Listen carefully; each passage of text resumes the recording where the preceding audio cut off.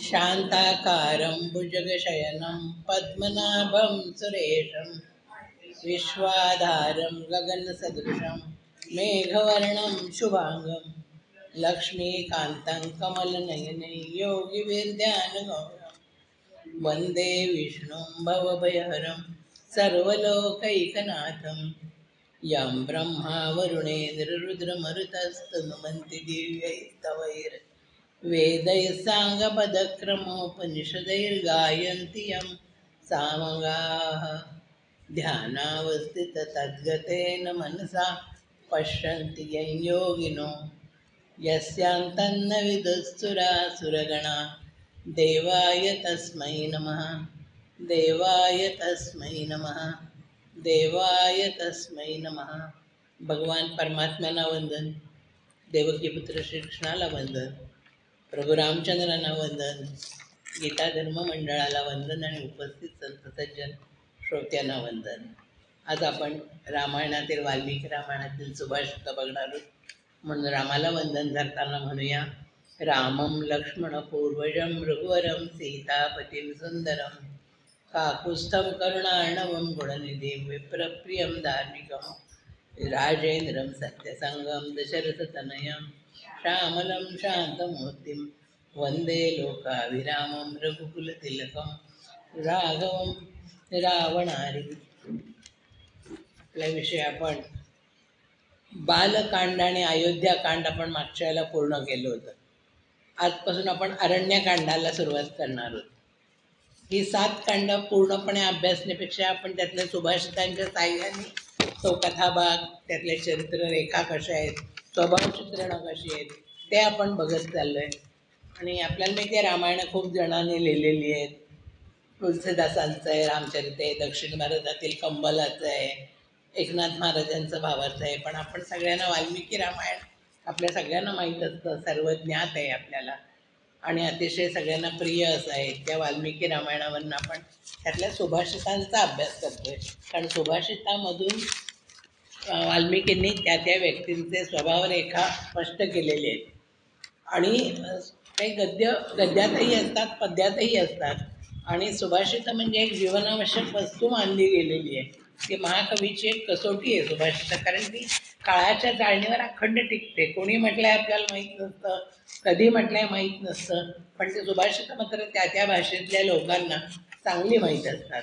तसे आताही महर्षी वाल्मिकींनी त्या संवादातून त्या व्यक्तिरेखा सांगताना राम आणि कैकेयीचा संवाद, कौशल्या रामाचा संवाद, विभीषण रामाचा, किंवा नंतर राम आणि शूर्पणखेचा आता आपण बघणार तो संवाद, त्या त्या व्यक्तींचे सूक्ष्म स्वभावविशेष जे असतात ते त्यांच्या त्या बोलण्यातून स्पष्ट होतात। आणि म्हणून अशा संवादांचा आणि त्या संवादातून अभिव्यक्त होणाऱ्या सुभाषितांचा आपण विचार करणार आहोत। त्याप्रमाणे आपण 2 कांड पूर्ण केलेली आहेत, बालकांड अयोध्याकांडातली। पण आपण बरीच सुभाषितं जवळजवळ आपण 163 सुभाषितं आत्तापर्यंत अभ्यास केलेली आहेत। आणि त्याच्या पुढचा आता आपण अरण्यकांडाला आता आज सुरुवात करूया। अरण्यकांडाला सुरुवात केलेली आहे, श्रीराम राम लक्ष्मण त्या आता तपस्वींच्या आश्रमात पोचलेले आहेत। मुनींनी त्यांचा सत्कार केला आहे आणि ते त्यांना सांगतायत, आता तूच आमचं रक्षण कर, तूच आमचं रक्षण कर। याचा अर्थ त्यांच्या अंगी सामर्थ्य नव्हतं का? ऋषीमुनींच्या अंगी स्वतःचं सामर्थ्य होतं संरक्षण करण्याचं, पण ते काय म्हणतायत, न्यस्तदंडा वयम राजन क्रोधाः जितेंद्रियाः रक्षणीयास्त्वया शश्वत गर्भभूतास्तपोधनाः। आम्ही कसे आहोत? न्यस्तदंडा आहोत। न्यस्तदंड आहोत म्हणजे आम्ही कोणालाही शिक्षा करत नाही। दंड म्हणजे शिक्षा करणं आम्ही सोडून दिलेलं आहे, आम्ही न्यस्तदंड आहोत। वयम म्हणजे आम्ही, वयम न्यस्तदंडा हे राजन, न्यस्तदंड वयन राजन हे राजन, आम्ही न्यस्तदंड आहोत। आणि कसे आहेत? जितक्रोधा आहोत, जितक्रोधा आहोत म्हणून आम्ही क्रोधानं जिंकलेले आहे। आणि जितेंद्रिय आहोत, इंद्रियांनाही जिंकलेले आहेत। म्हणजे आम्ही हे राजन, आम्ही क्रोधाला जिंकलाय, इंद्रियांना जिंकलाय, आणि आम्ही आता शिक्षा कोणालाही करू शकत नाही। त्याचप्रमाणे आम्ही कसे आहोत? तपोधन आहोत, म्हणजे तपश्चर्या हेच आमचं धन आहे। आणि आता जर आम्ही कोणाला मारण्याची शिक्षा केली तर आमच्या त्या तपाचा भंग होणार आहे। आणि म्हणून रक्षणीया त्वया, म्हणून तू आमचं रक्षण कर. कसं कर तर गर्भात असलेल्या बालकाचं जसं आई रक्षण करत असते तसं तू आमचं रक्षण कर, सर्व प्रकारांनी आमचं रक्षण कर. म्हणजे त्या ऋषींच्या आश्रमात पोचल्यावर त्यांनी पहिल्यांदा सगळ्या ऋषींनी आपल्या संरक्षणाचीच मागणी रामाकडे केलेली आहे की आम्ही कोणाला शासन करत नाही, आता आम्ही न्यस्तदंड आहोत, आम्ही दंड खाली ठेवलेला आहे, आम्ही कोणाला शिक्षा करत नाही, कामक्रोध इंद्रियांना आम्ही जिंकलेलं आहे. म्हणून तू आई जसं बालकाचं रक्षण करतं तसं आमचं रक्षण कर. कारण रक्षण करणं प्रजेचं हे राजाचं कर्तव्य असतं. तो इंद्राचा चौथा भाग मानला जातो आणि ते एक प्रजेचं रक्षण करणं त्याचं.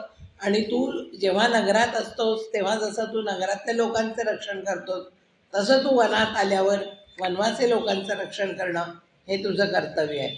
आणि नाहीतरी परित्राणाय साधूनाम विनाय दुष्कृताम या कार्यासाठीच प्रभू रामचंद्रांनी जन्म घेतलेला होता. त्यामुळे ते कार्य करायची विनंती आता ते ऋषीमुनी त्यांना करतायत. आता त्या ऋषीमुनींचं एका ऋषींच्या आश्रमातून ते पुढे निघालेले आहेत.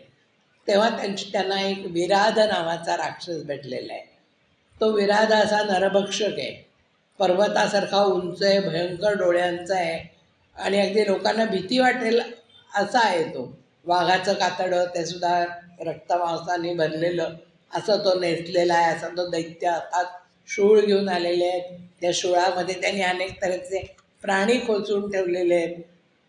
असं म्हणजे तो भीतीदायक असं त्याचं वर्णन, म्हणजे ज्याला बिभत्स रस म्हणता येईल तो इथे वाल्मिकींनी हे केलेलं आहे आणि त्याचं वर्णन केलेलं आहे. आणि तो येऊन परत आणि त्यांनी येऊन रामसीतेला एकदम येऊन त्यांनी काय केलं तर सीतेला पकडलेलंच आहे. म्हणजे त्यांनी तो आला आणि राम लक्ष्मण सीता असताना त्यांच्या देखत त्यांनी सीतेला पकडलं. तेव्हा तो अतिशय राक्षस नरभक्षक आगडबंब प्रचंड मोठा भयंकर विचित्र. आणि त्यांनी राम लक्ष्मणांना धमकी दिली की आता मी तुम्हाला दोघांना ठार करून या स्त्रीशी लग्न करणार आहे. तेव्हा राम म्हणतात परस्पर्शात तू वैद्यया न दुःखतरम अस्ति मे पितृविनाशात सौमित्रे स्वराज्य हरणात तथा. म्हणजे ते म्हणतात की मला म्हणजे या विदेह कुमारीला परस्पर्शात तू वैदेयाम, या वैदेहीला जो परस्पर्श झालेला आहे त्याच्यापेक्षा मला दुःख आणखीन कशानेही होणार नाही. या गोष्टीने मला जेवढं दुःख झालं आहे तेवढं दुसऱ्या कशानेही होणार नाही. म्हणून ते सांगतात पितुर्नाशात, म्हणजे वडील गेले, पितुर्विनाशात सुद्धा मला इतकं दुःख झालं नाही. किंवा स्वराज्य हरणात तथा, माझं राज्य गेलं, मला मिळालं नाही तरी मला दुःख झालं नाही.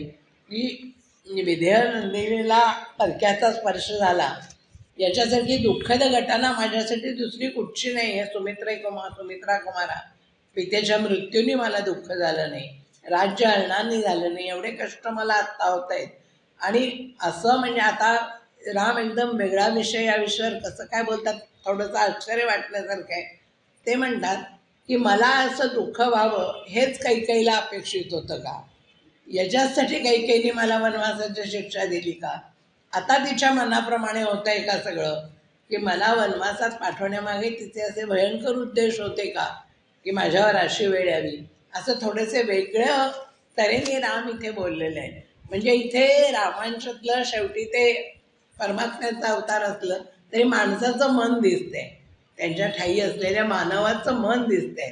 ते भगवंताचे अवतार आहेत तरी शेवटी त्यांनीच एका ठिकाणी म्हटलेलं आहे आत्मानं मानुषम म्हणणे, मी आता जन्माला आलो आहे म्हणजे मी स्वतःला माणूसच समजतो असंच ते म्हणायचे.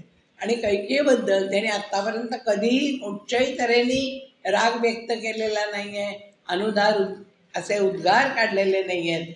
पण आता त्यांना वनवासात त्यांच्यावर म्हणजे वनवासाचा परिणाम झाला नव्हता, पितृनिधनाचा परिणाम त्यांच्यावर झालेला नव्हता.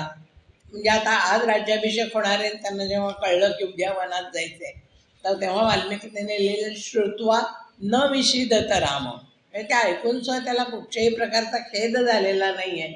अशी त्यांची स्थिरवृत्ती आत्तापर्यंत दिसून आली आहे. पण आता सीतेला जेव्हा परस्पर्श झाला तेव्हा तिला त्रास होतोय हे पाहिल्यावर त्यांना स्वतःवर नियंत्रण ठेवता आलेलं नाही आहे. म्हणून ते असं म्हणलेले की कैकेयीचे मनोरथ आज पूर्ण झालेत का? हाच त्रास मला व्हावा असं झालं आहे का? कारण एवढी मला विचलित करणारी दुःखद घटना आजपर्यंत माझ्या आयुष्यात झालेली नाही आहे. म्हणून त्यांनी लक्ष्मणाला आपल्या दुःखाचं कारण सांगितलंय की परस्पर्शात तू वैद्ययाम न दुःखतरम न मस्तिवे पितुर्नाशात सौमित्रे स्वराज्य हरणात तथा. म्हणजे या दोन गोष्टींचं दुःख झालं नाही एवढं मला आता दुःख झालेलं आहे. आणि मग राम आणि लक्ष्मणांनी त्या विराधाचा पाडाव केला, सीतेला सोडवलं, त्या विराधाला खड्ड्यात गाडून टाकलं आणि ते पुढे शरभंग ऋषींच्या आश्रमाकडे निघाले. शरभंग ऋषींच्या आश्रमात तिथे गेल्यावर तिथे म्हटलं आहे की अधर्मा सुमहान नाथ भवेत तस्य तु भूपते यो हरेत बलिपद भागंच न रक्षती पुत्रवत.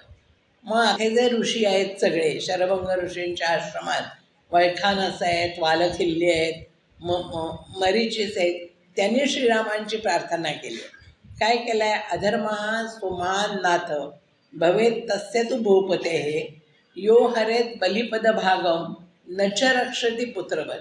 म्हणजे राजा काय करतो? यो हरेत बलिपद भागम. बलिपद भागत म्हणजे लोकांच्या जी मिळकत आहे त्यातला काही भाग जो घेतो, पण न च रक्षते पुत्रवत, पण प्रजेचं पुत्रासारखं रक्षण करत नाही. तो म्हणजे उत्पन्नाचा भाग तर वसूल करतो पण रक्षणाचं कार्य आपलं पार पाडत नाही. तो अधर्मी ठरतो. अधर्म हा सुमदान नाथ भवेत तस्य तु भूपते. तो राजा अधर्मी ठरतो कारण तो प्रजेकडनं कररूपाने वसुली करतो पण प्रजेचं रक्षण करण्याची आपली कामगिरी पार पाडत नाही. हे जे सगळे ऋषी आहेत ते श्रीरामानं म्हणतायत आपण यशानी पराक्रमानी या तिन्ही लोकात प्रसिद्ध आहात. पितृ आज्ञा पाळणारे, सत्य वचन धर्म यांचा संगम असा आपल्यात झालेला आहे, सगळं पाळणारे म्हणून. आणि म्हणून हे आपलं कर्तव्य आहे की तुम्ही जे कर घेता तेव्हा राज्यात असताना राज्याचं, वनात असताना वनाचं असं रक्षण केलं पाहिजे. आणि असं जो प्रजेचं पुत्रवत आणि अगदी दक्षतेने रक्षण करतो तोच कीर्तीचा धनी होणार असतो. मग त्या ऋषींनी असंही स्पष्ट केलं की आम्ही इथे फळं आणि फक्त कंदमुळं यांचं सेवन करतो. म्हणजे आम्ही जे इथे यज्ञ वगैरे अनुष्ठान करून आम्हाला जे मिळतं त्याचा उपभोग आम्ही घेत नाही, ते आम्ही सगळं राजाला देतो. आम्हाला फक्त कंदमुळंच लागतात इथे. आणि धर्मानुसार सगळेच जण त्यावेळेला आपल्या उत्पन्नाचा 4था भाग राजाला देत असत. म्हणजे आजच्या भाषेत बोलायचं तर ते 25% टॅक्स भरत होते. इतका तुम्ही टॅक्स घेता तर आम्ही जो 4था भाग राजाला देतो तर त्याच्याबद्दल त्यांनी आम्ही तुमचं रक्षण करणं आमचं हे त्याचं काम आहे, म्हणून तू आता आमचं रक्षण कर. या राक्षसांपासून अनेक राक्षस जे त्रास देत आहेत त्यांच्यापासून तू आमचं रक्षण कर.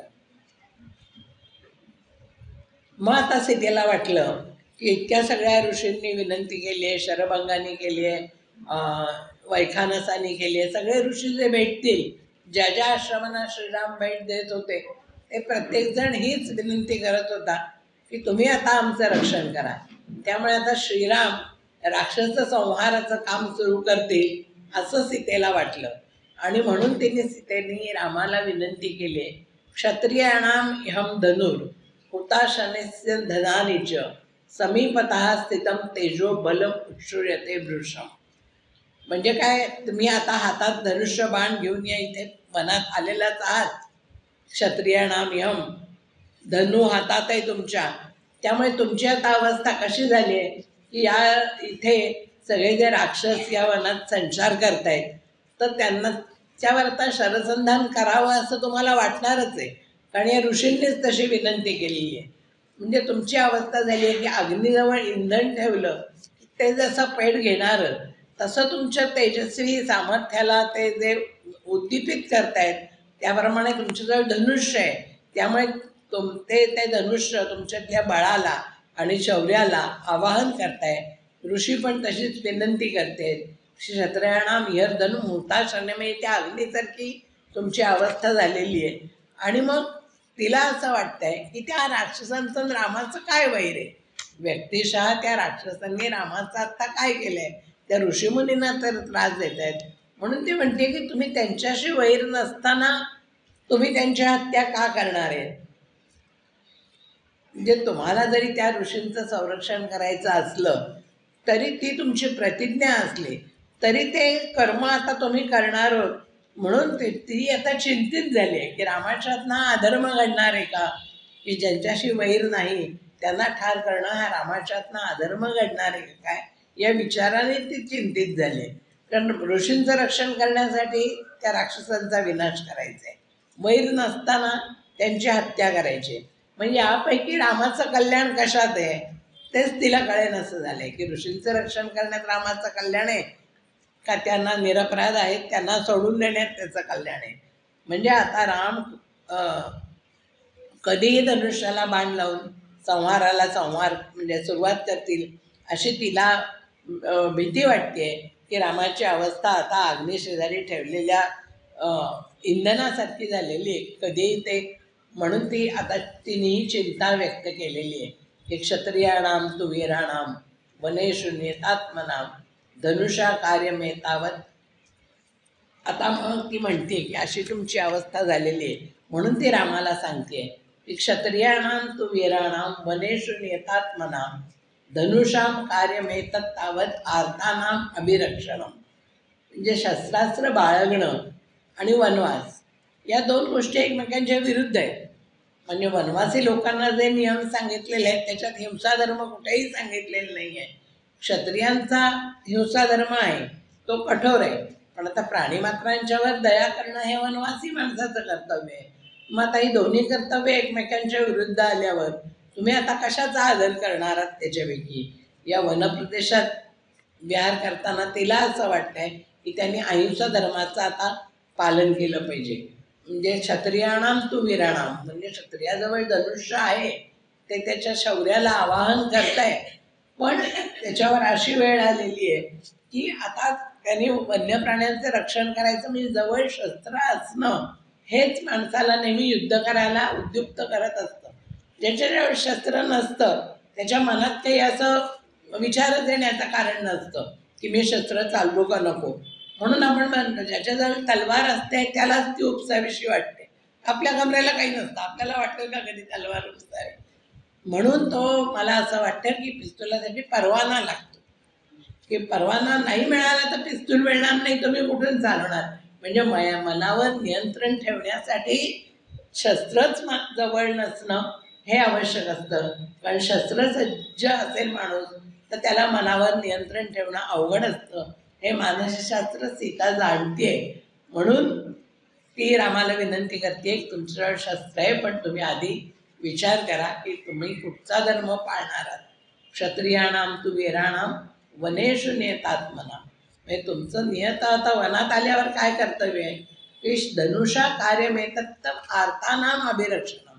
हे अर्थ आहेत सगळे पशु, त्यांनी तुमचं काही केलेलं नाही आहे तेव्हा त्यांचं रक्षण करणं हे तुमचं काम आहे. तसंच या राक्षसांचं तुमचं काय वैर आहे असं म्हणून सीतेने एक लहानशी गोष्ट रामाला सांगितली की कसा मनुष्य स्वभाव असतो.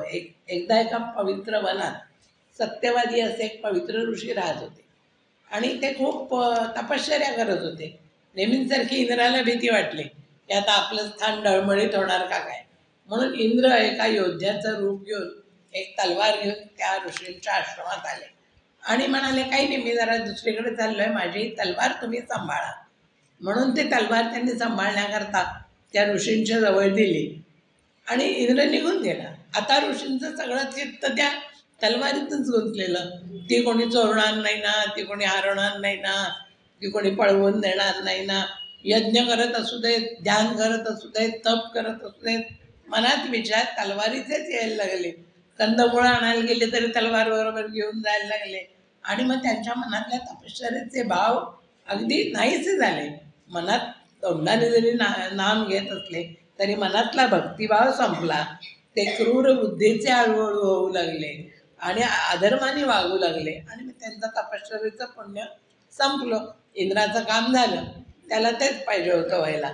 म्हणजेच इंद्राचा हेतू सफल झाला होता. म्हणून शस्त्र आणि हिंसा या दोन्ही गोष्टी जोडीनेच येतात. म्हणजे क्षत्रियाचा कठोर हिंसा धर्म जो क्षत्रियच आहे आणि वनवासींचा अहिंसा धर्म त्यातला कुठचा धर्म योग्य ठरेल रामाला, हा विचार आता सीतेला त्रास द्यायला लागला होता. म्हणून ती मग सीतेने रामाला अहिंसा धर्म पाळण्याची विनंती करून पाहिली. आत्मानं नियमैस्तैस्ते कर्षयित्वा प्रयत्नतः प्राप्तये निपुणै धर्मै न सुखात लभते सुखम. म्हणजे ती असं म्हणाली की चतुर माणूस वानप्रस्थाच्या नियमांचं पालन करतो आणि त्याच्यासाठी अगदी शरीर झिजवतो. कर्षयित्वा प्रयत्नतः प्रयत्न करतो आणि मग प्राप्तये निपुणै धर्मै धर्म प्राप्त करतो, धर्माने प्राप्त करतो, कष्टपूर्वक धर्म संपादन करतो. कारण आता दुसऱ्याला मारून जी सुखसाधनं तुम्ही मिळवाल त्यांनी सुख मिळत नाही. न सुखात लभते सुखम. फक्त सुखाची साधनं मिळवली तर सुख मिळत नाही. कारण तुम्ही तुमचा धर्म पाळलेला नसेल तर सुखाची साधनं मिळवून काय उपयोग आहे. चोऱ्या करून पैसे मिळवले आणि त्याच्यातनं घरातल्या सगळ्या वस्तू घेतल्या तर त्याच्यानी सुख होतं का माणसाला? नाही. कारण सीतेला असं सारखं वाटतंय की वनवासी आता अवस्थेत असताना रामाने हिंसाकर्म करू नये. अयोध्येत असताना क्षात्रधर्म पाळत होता ते बरोबर आहे, पण आता मात्र त्यांनी मुनिवृत्ती पाळावी असं तिला वाटतंय. आणि तसं केलं तरच त्याच्या पूर्वजांना आपल्या सासऱ्यांना प्रसन्नता लाभेल अशी भावना तिची, अशी श्रद्धा आहे त्याच्यातून तिची. आणि म्हणून तिने हा आपल्या पतीला उपदेश करणे, आणि पतीला उपदेश करणं हा बायकांचा हक्क असतोच, म्हणजे छंदच असतो त्यांचा. तर त्याप्रमाणे परत परत ती उपदेश करते.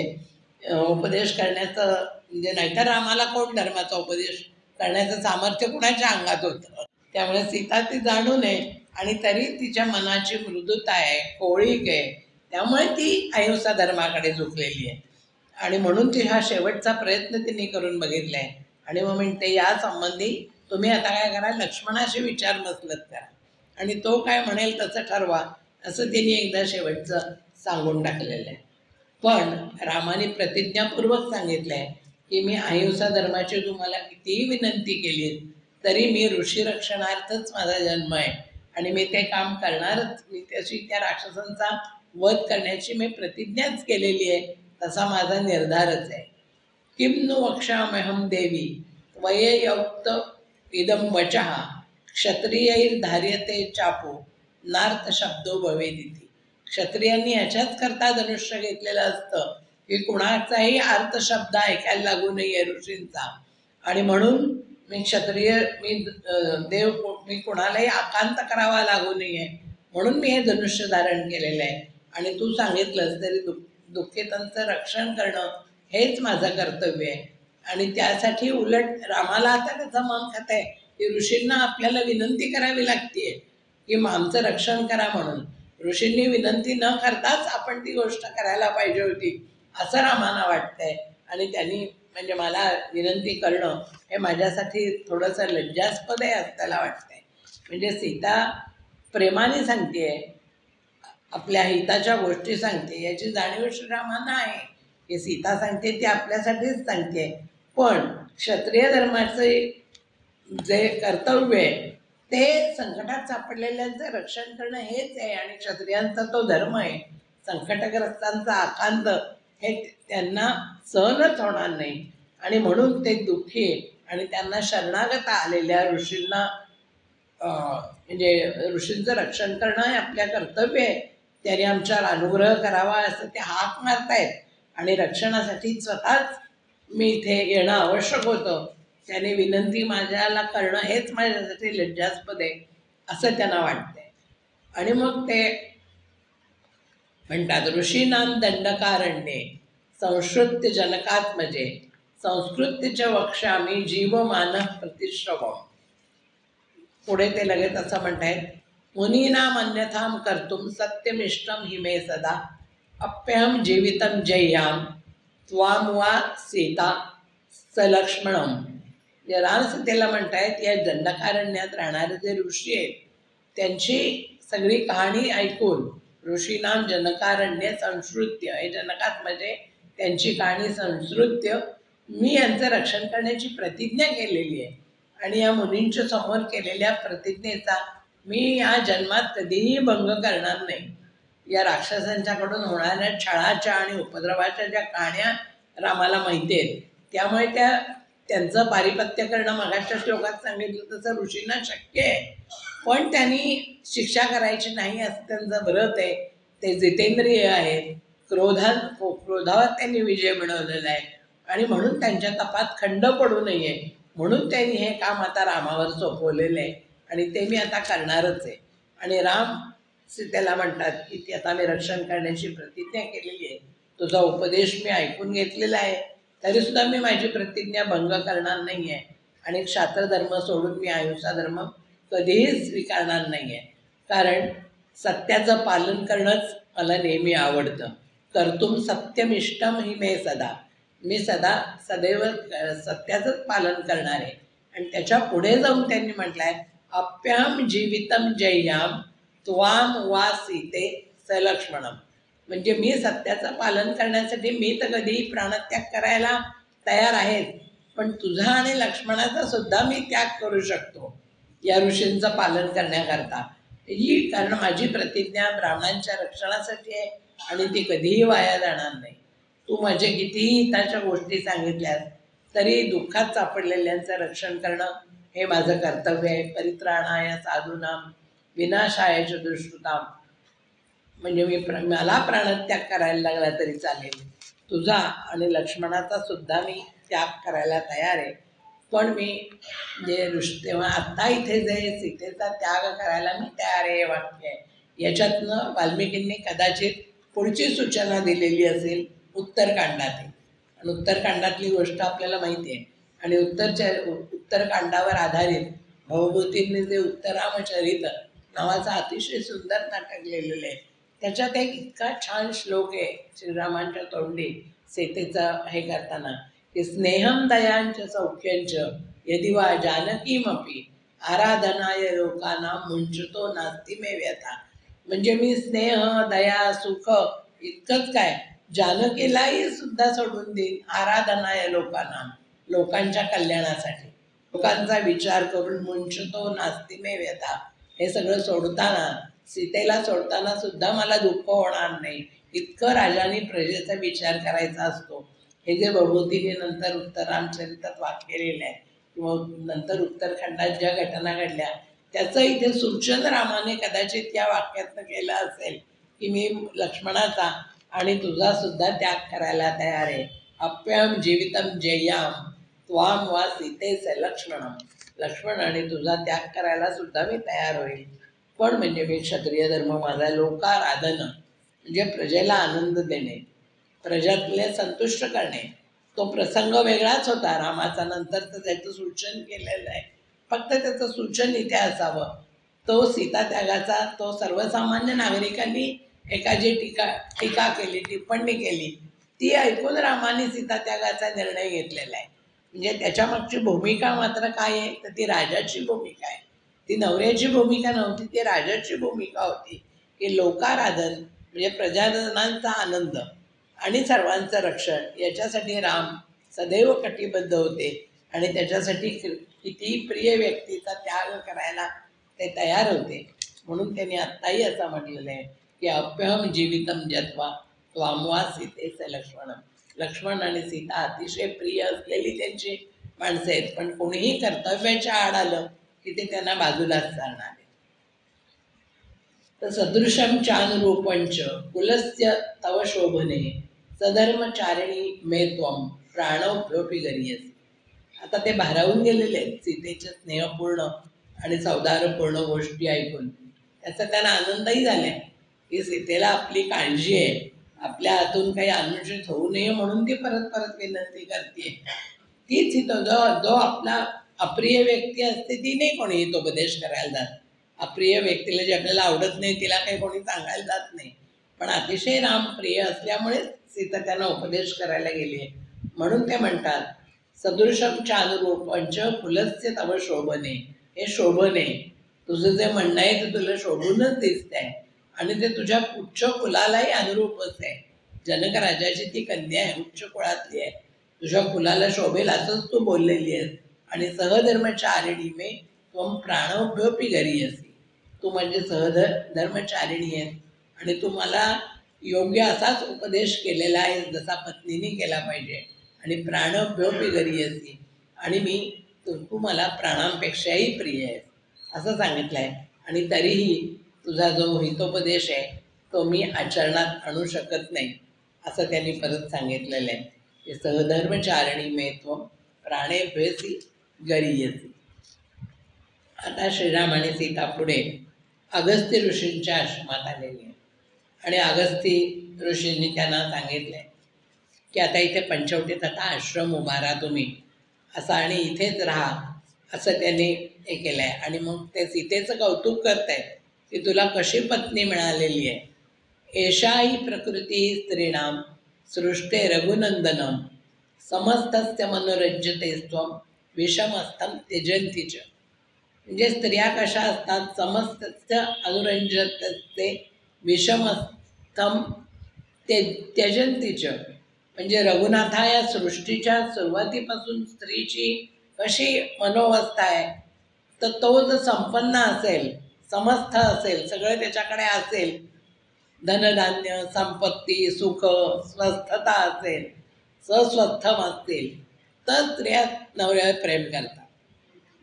आणि पण जर तो विषमस्थ असेल, विषम परिस्थिती असेल, मग त्याच्याकडे दारिद्र्य असेल, रोगराई असेल घरात, तर स्त्रिया त्याचा त्याग करतात. विषमस्थम त्यजंतीच, अशी जगाची रीत आहे, अशी स्त्रियांची वृत्ती आहे. त्या विजेसारख्या चंचल असतात, शस्त्रासारख्या धारदार, वायूसारख्या वेगवान असतात, पण सीता मात्र या सर्वांच्यापासून मुक्त आहे. आता आपण काही या काळात त्या अगस्त्य ऋषींच्या मताशी सहमत होणार नाही नक्कीच. सगळ्या स्त्रियांना त्यांनी असं ठरवून टाकलं आहे. पण ते सीतेचं कौतुक करण्याच्या भरात त्यांनी बाकीच्या स्त्रियांच्यावर थोडासा अन्यायच केलेला आहे असं म्हणायला हरकत नाही. की एषाही प्रकृती स्त्रीणाम सृष्टे रघुनंदन. सृष्टीच्या सुरुवातीपासून स्त्रियांचा स्वभाव असाच आहे की समस्तम अनुरज्यते, चांगल्या स्थितीतल्याला अनुरज्यते आणि विषमस्तम त्यजंती. विषम परिस्थितीत असेल तर त्याला सोडून देतात. असा एक आपलं मध्येच त्या अगस्त्य ऋषींनी सीतेचं कौतुक करताना एक स्वतःची मतं व्यक्त केलेली आहे. भावज्ञेन कृतज्ञेन धर्मज्ञेन च लक्ष्मण त्वया पुत्रेण धर्मात्मा न संवृत्ता पिता मम. आता पंचवटीत सगळे राहिलेले आहेत. योग्य जागा लक्ष्मणाने अतिशय सुंदर अशी कुटी बांधलेली आहे. इतकी सुंदर कुटी बांधली आहे की वाल्मिकींनी त्याचं बारीक सारीक वर्णन केले. जमीन कशी त्यांनी गुळगुळीत केली, व भिंती कशा बांधल्या, त्याच्यावर बांबू रोवून ते परत सगळे वेढून टाकले लतावेलींनी. असे सुंदर त्यांनी कुटी बांधल्याबद्दल राम आता लक्ष्मणाचं कौतुक करतायत. तू कसा आहे, भावज्ञ आहे, भावज्ञेन तू माझं मन जाणणार आहे, कृतज्ञेन तू कृतज्ञ आहेस, आणि धर्मज्ञेन तू धर्म जाणणार आहेस, माझं मन जाणणार आहेस, धर्म जाणणार आहेस, असा तू लक्ष्मण आहेस. आणि त्वया पुत्रेण धर्मात्मान संवृद्धा पिता मम. आणि तुझ्यासारखा मुलगा असल्यामुळे, असा तुझा म्हणजे तुझा मी अनुभव घेत असल्यामुळे माझे वडील गेले तसं मला वाटतच नाही. ते जे प्रेम माझ्यावर देत होते तर तू मला देतोय, त्यामुळे न समृद्धा पिता मम, माझे वडील अजूनही जिवंत आहेत असंच मला वाटतंय. असं म्हणून त्यांनी लक्ष्मणाला इथे वडिलांचं स्थान दिलेलं आहे. तू माझा धाकटा भाऊ नसून सुद्धा तुझ्या रूपाने तेच जिवंत आहेत अजून असं मला वाटतंय. तेच माझी काळजी घेत आहेत, मला सांभाळतायत, आणि म्हणून तू मला त्यांच्या इतकाच प्रिय आहेस असं वाटतंय. असं म्हणून त्या कुटीचं सगळं त्यांनी वास्तुशांत केलेली आहे. आणि ते तिघंजणं तिथे राहिलेले आहेत. म्हणून ते लक्ष्मणाचं कौतुक आहे. भावज्ञेन कृतज्ञेन धर्मज्ञेन च लक्ष्मण त्वया पुत्रेण धर्मात्मा न समृद्धा पिता मम. माझा पिता गेलाय असं मला वाटतच नाही. न पित्रम अनुवर्तन्ते मातृकम विपदा इति ख्यातो लोकप्रवादोयम भरते नान्यता कृता. आता काय झालेलं आहे की या अरण्यकांडाच्या 16व्या जो सर्ग आहे त्याच्यात त्या पंचवटी प्रदेशाचं इतकं वर्णन केलेलं आहे, इतका सुंदर तो पंचवटीचा, तिथल्या नद्या, तिथलं अरण्य अतिशय सुंदर आहे. हेमंत ऋतू सुरू आहे, कडाक्याची थंडी आहे, राम लक्ष्मण सीता नित्य कर्मांसाठी नदीवर आलेली आहेत. आणि जेव्हा सुंदर ठिकाणी आपण अनुभव घेत असतो तेव्हा आपल्याला प्रियजनांची आठवण येते. आपल्याबरोबर ते त्या बरोबर असते, म्हणजे बहीण किती छान झालं असतं असं आपल्याला सुंदर ठिकाणी गेल्यावर वाटतं. तसंच आता लक्ष्मणाला भरताची आठवण झालेली आहे आणि म्हणून त्याच्या मुखातनं त्या सुंदर प्रभेद याचं इतकं सुंदर वर्णन केलेलं आहे. त्या पंचवटीच्या भागातलं थंडीच्या दिवसात तिथे काय परिस्थिती आहे, सौंदर्यपूर्ण दृष्टीने रसिकतेने अगदी इतकं वर्णन केलं आहे की ते वर्णन वाचलं तर आजच्या पर्यटकाला सुद्धा ती पंचवटी जाऊन शोधावी आणि तिथे जाऊन राहावं असं वाटेल. इतकं सुंदर वर्णन इथे वाल्मिकींनी केलेलं आहे आणि म्हणून लक्ष्मणाला आता भरताची आठवण झालेली आहे. आणि ते त्यांना श्रीरामानं म्हणतायत, तो भरत तिकडे तुमच्यासाठी शोकमग्न अवस्थेत असेल, सगळ्या शोकांचा त्याग करून तपाचरण करतोय, वनवासी जीवन जगतोय. आणि मग न पित्रेम अनुवर्तते मातृकम द्विपदा इति असं तो म्हणतोय. म्हणजे बहुधा लोक आईच्या वागण्याचं अनुकरण करतात, वडिलांच्या वागण्याचं अनुकरण करत नाहीत असं लोक म्हणतात. पण भरताने मात्र ते खोटं हे सिद्ध करून दाखवलंय की त्यांनी आपल्या आईचं ख्यातो लोकप्रवादोयम भरते अन्यथा कृता. म्हणजे लोक आईचं अनुसरण करतात, वडिलांचं नाही, हे भरताने सिद्ध करून दाखवलेलं आहे. प्रमाण खोटं करून दाखवलं आहे की दशरथासारख्या महान पुरुषाची पत्नी, आणि आता हा भरतसुद्धा तसाच साधू पुरुषासारखा वागतोय. आणि मग त्यांनी परत मनातली एक खळबळ व्यक्त केली की ती काही अशी कशी क्रूर दृष्टीची, क्रूर वर्तनाची झालेली होती. आणि मग त्याने तो कैकेयीचा विषय काढल्यावर रामानं ते नेहमीसारखं आवडलेलं नाही आहे. कैकेयीची निंदा करणं लक्ष्मणाने हे श्रीरामांना कधीच सहन होत नव्हतं.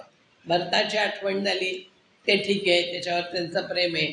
आणि म्हणून मग त्यांनी लक्ष्मणाला परत एकदा बजावलं आहे की तू मधल्या मातेची, त्या कैकेयीची कधी निंदा करू नकोस. तुला भरताची आठवण झाली आहे ना, तू भरताबद्दल बोल, त्याने आचरलेल्या तपाचरणाचं कौतुक कर की तो कसा निष्ठुर मनाने राज्याच्या बाहेर राहिला आहे, ते मला आवडेल, मला त्याला भेटायलाही आवडेल. पण आता तू कैकेयीची निंदा करू नकोस. याआधी जेव्हा जेव्हा लक्ष्मण रागाच्या भरात कैकेयीची निंदा करायला गेला तेव्हा तेव्हा श्रीरामाने त्याला थांबवलेलं आहे. आणि म्हणून ते तिथलं निसर्ग सौंदर्य बघून जशी आठवण झाली लक्ष्मणाला भरताची, आणि न पित्रेम अनुवर्तते मातृकम द्विपदा सदा. द्विपदा म्हणजे माणसं, 2 पायांची. द्विपदा म्हणजे जसं आपल्या आईचं अनुकरण करतात. ख्यातो लोकप्रवादोयम, असं लोकप्रवाद आहे असं म्हटलं जातं. पण भरतही ना अन्यथा कृता. भरत मात्र आईच्या वळणावर न जाता वडिलांच्या वळणावर जाऊन अतिशय प्रेमळपणाने वागतो. आता आले शूर्पणखा. पुढे पुढे चालले रानात विहार करतायत. आणि मग वाल्मिकींनी शूर्पणखा आणि राम यांचा विरोधाभास कसा होता तो स्पष्ट केलेल्या ओळीने 2-3 श्लोकात. बभूवे इंद्रोपमं दृष्ट्वा राक्षसी काममोहिता. म्हणजे तो इंद्रासारखा असा अनुपम, असा सुंदर बलशाली पुरुष बघून ती राक्षसी काममोहिता झाली, कामातुर झाली. असं म्हणून पुढे त्यांनी त्या दोघांचं वर्णन केलंय. सुमुखम दुर्मुखी रामम, वृत्तमध्यम महोदरी, विशालाक्षम विरूपाक्षी, सुकेशम ताम्रमूर्धजा, प्रियरूपम विरूपासा, सुस्वरम भैरवस्वना, तरुणम दारुणा वृद्धा, दक्षिणम वामभाषिणी, न्यायवृत्तम सुदुर्वृत्ता, प्रियम अप्रिय दर्शना. म्हणजे सगळं ते आटपून निघाले.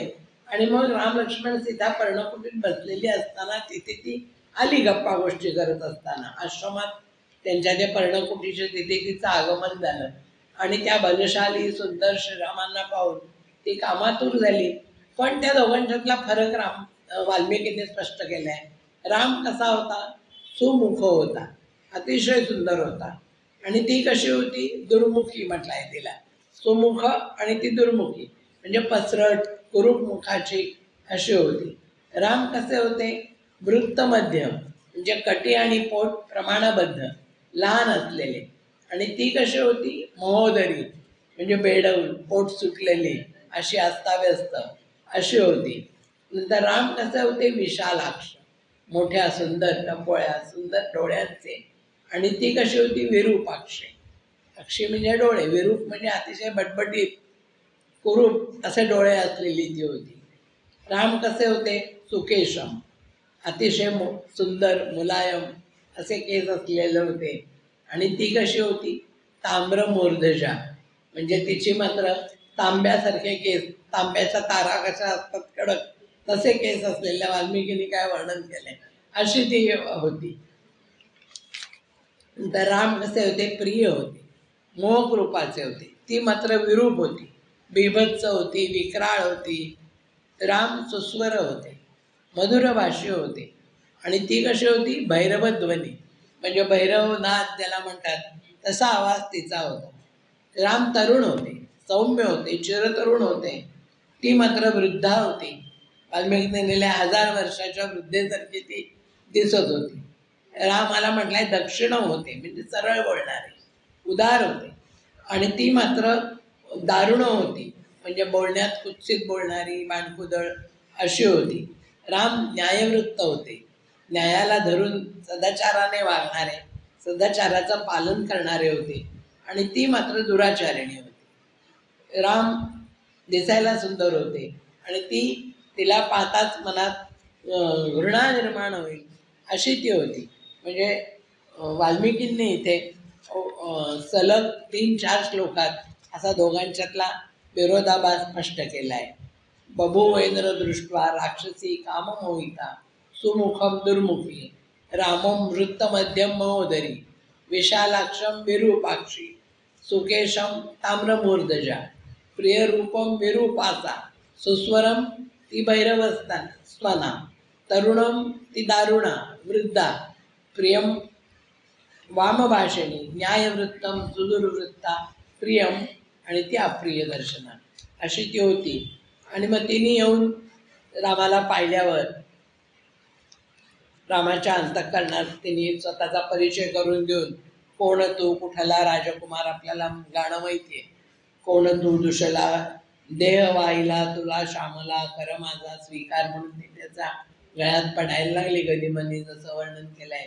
कोण तू, कुठला राजकुमार म्हणजे शूर्पणखा मी रावण भगिनी याच मनाची समज स्वामिनी, हे सगळं वन माझंच आहे असं तू समज.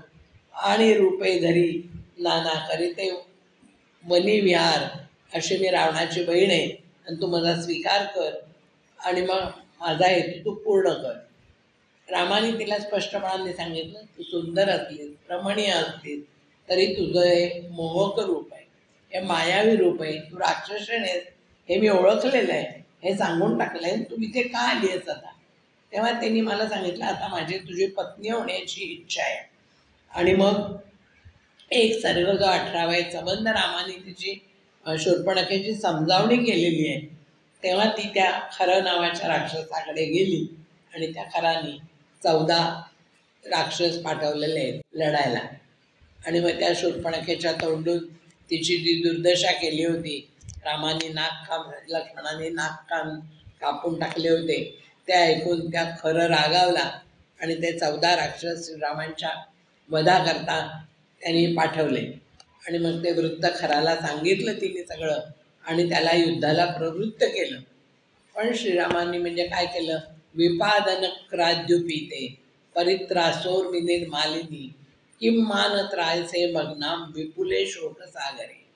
ती म्हणते, निषाद राजा, मी अगदी भयभीत झालेली आहे, विपादन क्राद्युपीत झाली आहे, मी भयभीत झालेली आहे आणि मला आता चहूकडून भयानक ग्रासलेलं आहे. किम न माम त्रायसे, मी इतकं माझ्या विषादरूपी मगरांची माझ्याकडे दिसती काय, म्हणजे विषादरूपी मगर माझ्यात भरलेले आहेत सगळे.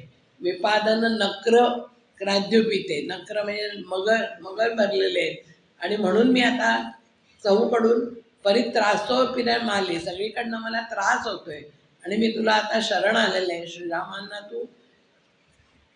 श्रीरामांनी त्या सगळ्यांना नंतर मारलेलंच आहे, पण या ज्या ठिकाणी जो विषाद आहे मला, त्या शोकसागराने बुडून चाललंय, त्याच्यात तू मला वर काढ.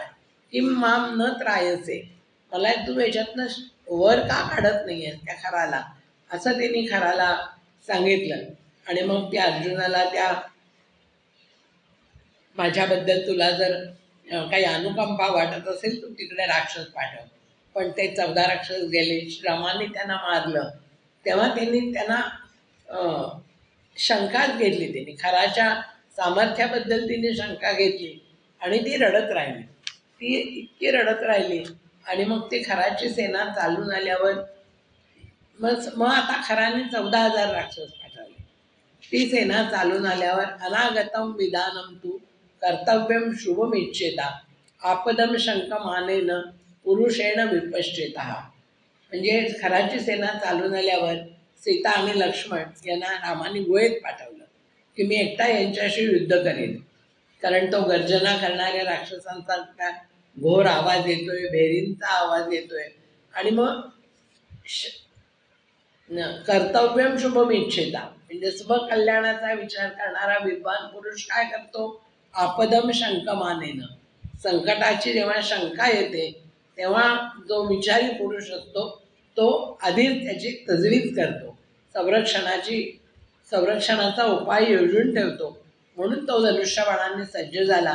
आणखी त्यांनी लक्ष्मणाला सांगितलं की तो पर्वतांच्या गुहेत सीतेला घेऊन जा. म्हणजे तो तेव्हा जर चाल करून आला खरं, तेव्हा ती उत्पादचिन्ह म्हणजे उत्पाद काहीतरी हा घडवणारे ही सगळी चिन्ह रामाला दिसलेली आहेत.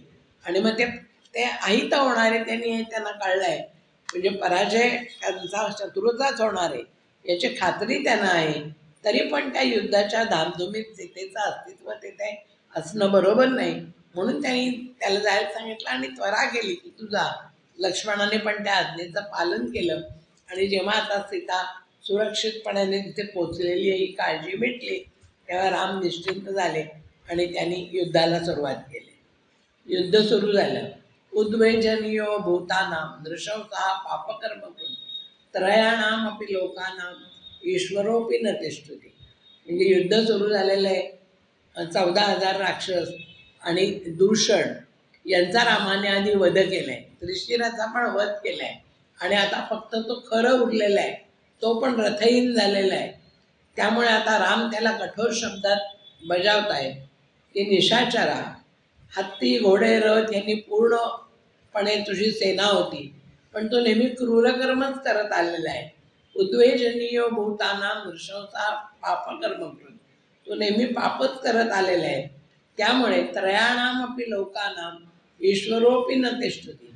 म्हणजे तो तिन्ही लोकांना उद्वेज स्वामी जरी तू असलास तरी तू जे वागलायस उद्वेगजनक, क्रूर आणि पाप करणारा असल्यामुळे तुझी सत्ता कधीही टिकणार नाही. कायमची सत्ता तू टिकणार नाही. कारण जो लोकविरोधी कर्म करणारा असतो जो कर्म करणारा असतो त्याला लोक नेहमी दुष्ट सर्प समजून ठारच मारत असतात. त्यामुळे तुझी दुष्टकर्म केलेली आहेत. त्याच्यामुळे आता तुला या युद्धात तुझा पराभवच होणार आहे माझ्या बरोबरचा. आणखी तुला तिन्ही लोक जरी तुझे तसं वाटत असलं तरी सुद्धा तुला मृत्यू स्वीकारायला लागणार आहे. कर्म लोक विरुद्धम तू पूर्वाणम क्षणदाचर तीक्ष्णम सर्वजनो हंती सर्पम दुष्टम विवागतम. तू न मिळालेली वस्तू मिळवण्याचा प्रयत्न केलेला आहे आणि हा तुझा काम आहे. केवळ हे लोभ आहे. मिळालेली वस्तू अधिक मिळवण्याचा अभ्यास म्हणजे लोभ. आणि तू काम आणि लोभाने मोहवश लोकविरुद्ध कर्म केलेले आहेस म्हणून तुला त्याच्या नाशाला कारण झालेले. आणि लोकविरोधी कर्म करणाऱ्याला लोक नेहमी सर्प समजूनच ठार मारत असतात.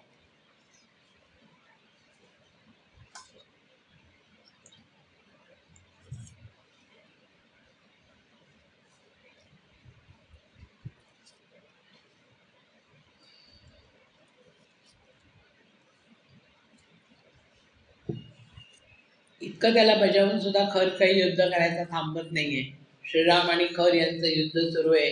श्रीराम खराला अगदी कठोर शब्दात सांगतायत ते लोकविरुद्ध कर्म तू करतोय, तुझा लोभ आहे, मोह आहे, हव्यास आहे आणि अशी पाप करणारे त्याचा परिणाम जाणत नसतात.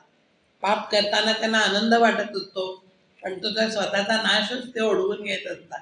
आणि म्हणून रामाने एक गोष्ट सांगितली की ब्राह्मणी नावाची एक लाल शेपटीची आळी असते आणि ती पावसाळ्यात पडलेल्या गारा खाते म्हणे.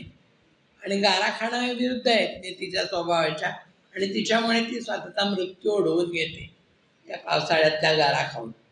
किंवा ते दुसरं म्हणतात की जे झाडांचा बुंदा पोकळ झालेला असतो ते जास्ती काळ उभं राहू शकतच नाही.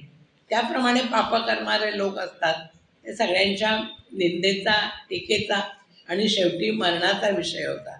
न चिरम पाप कर्माणा क्रूरा लोक जुगुप्सिता. जे पापकर्म करतात, ऐश्वर्यम प्राप्य तिष्ठन्ति, त्यांना ऐश्वर मिळालं तरी शीर्ण मूला इव द्रुमहा, पोकळ झालेला द्रुम जो असतो, झाड असतं, त्याच्याप्रमाणे ते टिकत नाही. कितीही संपत्ती मिळाली तरी त्यांना दीर्घकाळपर्यंत ती राहत नाही, त्यांना कधीही प्रतिष्ठा मिळत नाही आणि पोकळ बुंद्याप्रमाणे, पोकळ झालेल्या झाडाप्रमाणे ते उन्मळूनच पडत असतात.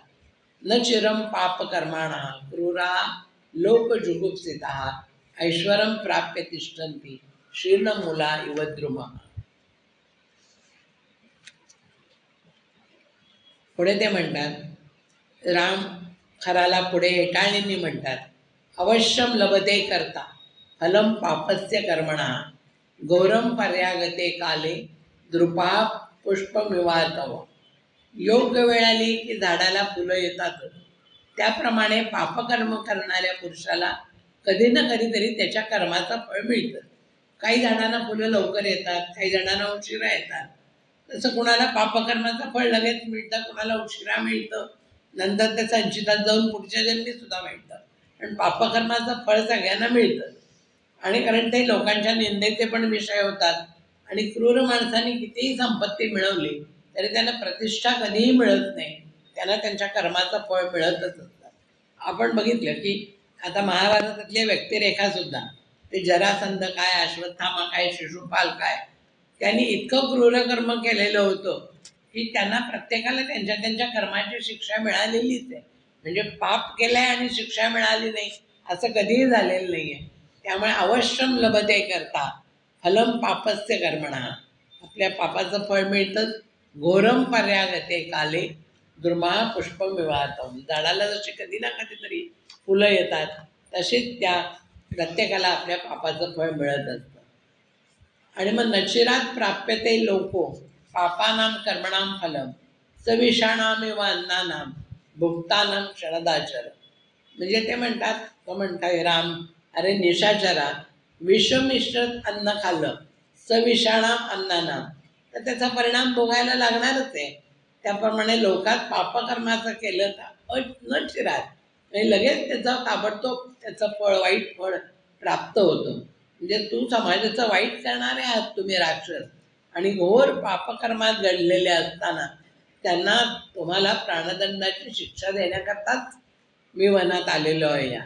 आणि तू आजवर या दंडकारण्यातल्या ऋषींना सगळ्यांना ठार केलंय, म्हणून आता मी तुझ्याही बाबतीत तेच करणार आहे. खरं आणि राम यांचं असं बराच वेळ वागयुद्ध चाललेलं होतं. म्हणजे आपण तुला ठार का करणार आहोत हे त्यांनी त्याला परत परत सांगितलेलं आहे. आणि मग शेवटी श्रीरामांनी त्या खराचा वध केलेला आहे. ते 14,000 यांचा वध करून झाला, त्रिशिराचा वध करून झाला, आता खराचाही वध करून झाला. आणि मग त्याचं सगळं कळलं तिला, शूर्पणखेला. आणि मग रामलक्ष्मणांच्याकडनं उपेक्षा झालेलीच होती, ते दीनवाणी झालेली आहे, वेडीपिशी झालेली आहे.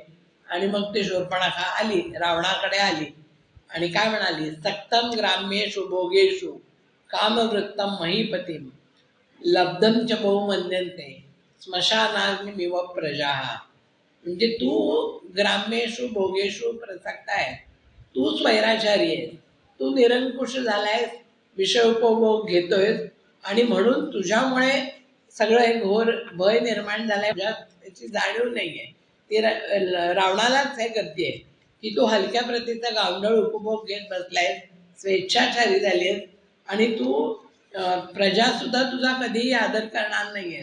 तर स्मशानाम अग्नी इव, स्मशानातला अग्नी कसा कोणी जवळ घेत नाही, तो पवित्र मानत नाही, तसा तुझा आदर सत्कार, तुला मान प्रजेकडनं कधीही मिळणार नाहीये. कारण तू ग्राम्येषु भोगेषु सक्ता झालेला आहे. तू अतिशय खालच्या प्रतीचा सगळा आनंद घेतोय. तू राजा म्हणून तुझे कर्तव्य पार पाडत नाहीये. तू सगळं आता विसरत चाललेला आहेस आणि तू राज्यकारभार नीट करत नाहीयेस. तू गुप्तहेरांची नेमणूक करत नाहीयेस. त्यामुळे तुझ्या राज्याची नीट देखभाल करत नाहीयेस. तू प्रजाजनांना कधी दर्शनही देत नाहीयेस. तू आणि प्रजाजन यांच्यात काही आत्मीयताच उरलेली नाहीये. वनात भरत भेटल्यावर रामाने जसा तो कारभार केलेला आहे, म्हणजे भरत आणि राम आपण बघितलं होतं. भरत भेट जेव्हा झाली तेव्हा रामाने त्याला किती प्रकारचा उपदेश केलाय. तू गुप्तहेर नेम, तू सगळ्या प्रजेशी चांगला वाग. तोच उपदेश आता इथे शूर्पणखा घालते की तू असं वागत नाहीये. असं विरोधाभासाने सांगते की तेच प्रश्न ती शूर्पणखा विचारते. तू गुप्तहेर नेमत नाहीस, तू प्रजेला भेटत नाहीस, तू सगळ्यांची काळजी घेत नाहीस. म्हणून ती त्याला जाग करते त्या ह्याच्यातनं आणि त्याला सजग करण्याचा यांनी प्रयत्न करते. त्याच्या मागेही तिचा स्वार्थच आहे, त्याला भडकावायचंच आहे तिला त्याला. पण म्हणून शूर्पणखा त्याला तू अयुक्तचारी कसा आहेस हे त्याला ती समजावून सांगते. शूर्पणखा आणि रावण यांचा संवाद पुढे काय येतो आपण पुढच्या ह्याच्यात बघूया.